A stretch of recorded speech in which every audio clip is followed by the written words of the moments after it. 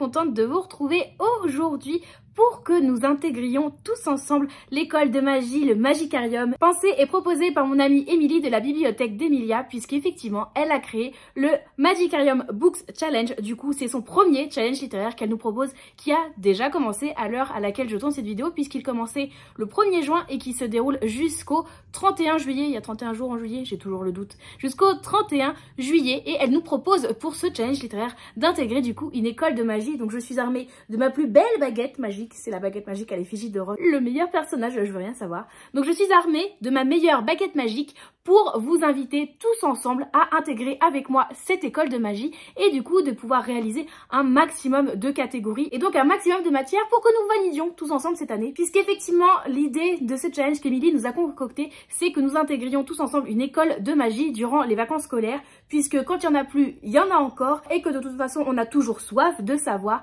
Et elle a donc imaginé 8 catégories qui correspondent chacune à une matière pour essayer de valider du coup un tronc commun avec 4 catégories que l'on retrouve dans toutes les spécificités, et par la suite on peut après choisir de se spécialiser dans une branche ou l'autre et on choisit lesquelles, et donc du coup c'est 4 nouvelles catégories qui se rajoutent pour faire office d'options suivant la spécialisation que vous souhaitez choisir.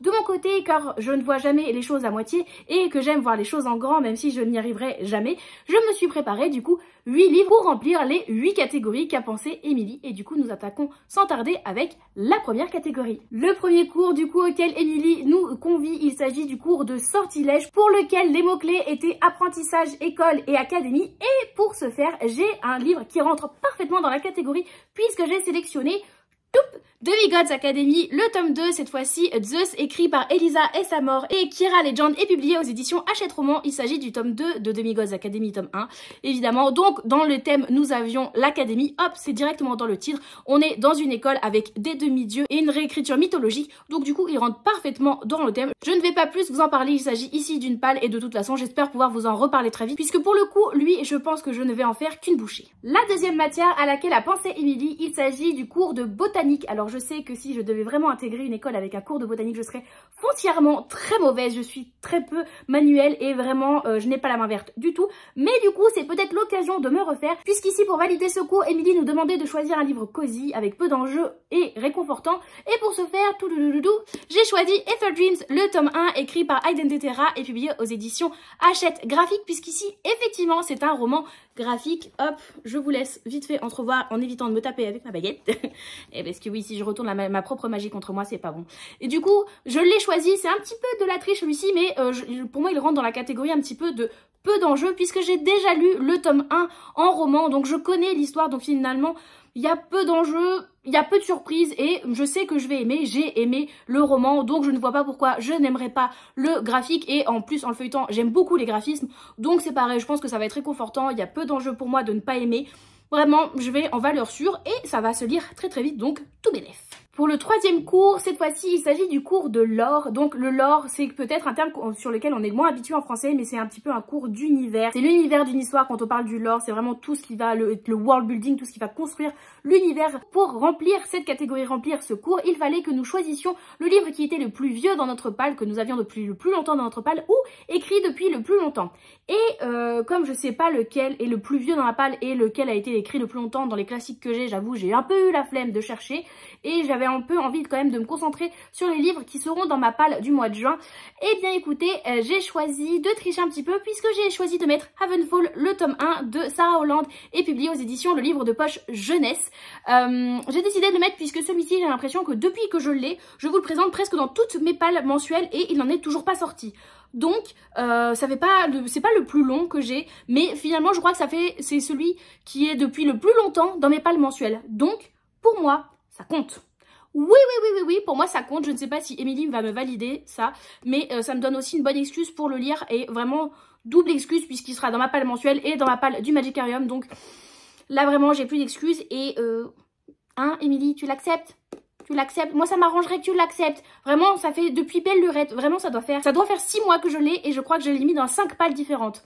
Donc en 6 mois, c'est beaucoup, et c'est plus que le plus vieux livre de ma palle si tu veux mon avis. Donc pour moi il compte. Le quatrième cours est un cours auquel j'aurais adoré assister, et du coup ce challenge me donne l'opportunité de pouvoir effectivement le faire. Il s'agit du cours d'alchimie pour lequel Émilie nous a choisi les thèmes de personnages badass, indestructibles et courage, et pour ce faire j'ai choisi The Gilded Cage, donc The Prison Healer, le tome 2, écrit par Lynette Noni et publié aux éditions Hachette Roman. C'est un tome 2, je ne vais pas plus m'apesantir dessus, j'avais adoré le tome 1, et ici on a un personnage principal qui est, ma foi, très très badass, donc pour moi ça rentre dans les cordes, sachant qu'on a aussi besoin de beaucoup de courage pour survivre dans la prison de Zalindov où se déroule l'histoire, donc ouais, pour moi, on est très très bien. Et puis comme ça, je suis trop contente, je vais pouvoir continuer enfin cette saga. Par la suite, j'ai décidé de m'envoler avec le cours de vol. Et pour celui-ci, Émilie nous demandait de choisir un livre qui avait été écrit par un auteur qu'on n'avait jamais lu, ou alors de commencer une nouvelle saga. Et pour le coup, je remplis les deux conditions. Donc peut-être que ça contrebalance avec ma semi-triche de Ravenfall. Je sais pas, j'espère. En tout cas, moi ça me va. Et si ça me va, eh ben ça va. Et du coup, pour le cours de vol, j'ai choisi Touk, l'épée, la famine et la peste, le volume 1, du coup écrit par Aurélie Wallenstein et publié aux éditions Scrinéo. C'est notre lecture commune pour le mois de juin. J'ai déjà les petits post-it qui sont prêts. C'est donc le premier tome de cette duologie écrit par Aurélie Wallenstein que je n'ai jamais lu. Donc on est très très bon dessus. En plus, ça me permet de commencer une nouvelle saga, mais non, c'est une duologie, donc ça va, je me lance pas non plus dans une saga de fou furieux dont je verrai jamais la fin. C'est très très bien. Sachant que je trouve un peu chier de la part d'Émilie qu'elle nous mette une catégorie avec une nouvelle saga alors qu'on sait tous que Madame se bat pour essayer d'avancer un maximum dans ces sagas. C'est quoi? C'est qu'elle essaye de se dire je suis pas toute seule à être dans la merde niveau saga, je vais les faire tous commencer une saga. C'est moche ce que tu fais, c'est très très moche. Attention, hein. Nous arrivons dans une nouvelle salle de classe et nous intégrons un cours qui est très important dans l'univers d'Harry Potter et qu'elle a un petit peu remixé ici, Émilie. Il s'agit du cours de défense, non pas contre les forces du mal, mais de défense, et pour lesquels elle a choisi les thèmes de famille, fan family ou lien indéfectible. Et pour ce faire, j'ai un livre qui a intégré ma palle tout récemment et qui sera pile poil bien pour la catégorie. Il s'agit des coquillages ne s'ouvrent qu'en été, écrit par Clara Hérault et publié aux éditions Hachette Roman, puisqu'ici nous suivons deux sœurs. Donc on est sur de la famille et des liens indéfectibles, puisque les liens du sang c'est compliqué de s'en défaire. Qu'on les aime ou pas, notre famille est notre famille, donc on est avec eux. Donc c'est pour ça, je me suis dit que ça marcherait nickel bien et qu'en plus j'ai trop hâte de pouvoir le lire, donc ça me donne une double excuse de le lire très rapidement. Comme ça, je lis un service de presse et en plus je check la petite to-do list pour le Magicarium, donc c'est nickel chrome, je ferai mes devoirs comme une très bonne élève. C'est une des premières fois, je crois, de ma vie que je dirais que je ferais bien mes devoirs. Comme quoi, il aura fallu presque 29 ans pour que cette phrase sorte de ma bouche. J'espère que maman, tu es très fière de moi. Pour le prochain cours, je vous avoue que, vous savez, ça arrive souvent qu'on est dans nos cours, un cours qu'on n'aime pas, qu'on aimerait bien sécher un maximum de fois, qui nous inspire pas, qu'on trouve pas intéressant, pas utile. Et ben, c'est un petit peu le cas de ce prochain cours, puisque le thème m'a bien donné du fil à retordre, puisqu'il s'agissait du cours d'animologie, avec pour thème un livre avec un dragon. Alors c'est pas quelque chose que je recherche forcément en littérature, les dragons. Dernièrement j'ai lu quelques livres avec des dragons et je crois que c'était à peu près tous les livres avec des dragons auxquels je pensais directement. Donc je me suis retrouvée un petit peu toute bête en me disant des dragons, j'ai pas trop ça chez moi, qu'est-ce que je fais? Et du coup je me suis dit Marie, quand tu étais plus jeune, il t'arrivait parfois, j'avoue, de recopier sur ta meilleure amie pour tes devoirs, pour essayer d'avoir les meilleures notes. Est-ce que c'est pas une forme de triche? Donc finalement, la triche est acceptée à l'école puisque j'avais des meilleures notes et ça va, j'ai eu mes diplômes à chaque fois, il n'y a pas de souci. Donc, il y a une forme de triche qui peut passer si ça passe tranquille sans que le prof nous voit. Donc Émilie, tu fermes les yeux, tu vois pas, le prof va pas nous voir puisque c'est une semi-triche. Et j'ai décidé de mettre du coup pour ce cours d'animologie l'épée dans l'enclume, écrit par Marie Mancusi et publié aux éditions Hachette Heroes. C'est ici le Twisted Tale sur le roi Arthur, du coup le Disney, avec ici comme idée que, et si Arthur n'était pas destiné à être roi? Alors, vu comme ça, vous vous dites, je vois pas le rapport avec les dragons.